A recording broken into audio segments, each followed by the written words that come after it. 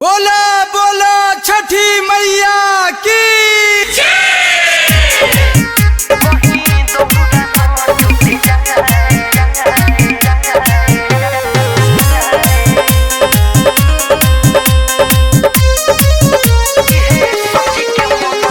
Music by Mantu Manish. सही से तनी धल की लवे लवे चल डगरा ऊपर से ना उड़ जाए। सही से तनी धल की लवे लवे चल डगरा ऊपर से ना उड़ जाए। कहीं दौड़ा ना टूट जाए इहे सोच के मन घबराए।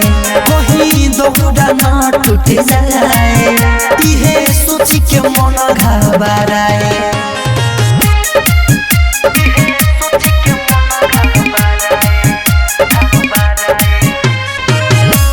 बोला बोला छठी मैया की सुनले बानी छठी माई लठकुआ बनले बानी हमका सहारा। जाके बजरिया से किनो हम लईनी से ओ नरंगी रसदारा। नडिया लाबाजी आदि फलाबाजी कहीं घर ही न छूट जाए। कहीं दौड़ा न टूट जाए इहे सोच के मन घबराए। कहीं दौड़ा न टूट जाए इहे सोच के मन घबराए।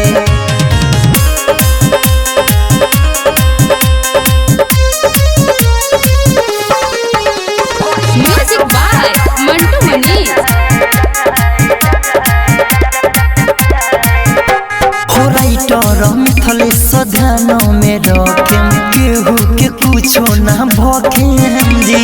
मैया के रौरा पहोइनु कृपा दौरा धरे में नहीं थकेम जी। किसैया से छठी मैया से गोरे लागो मन त जुट जाए।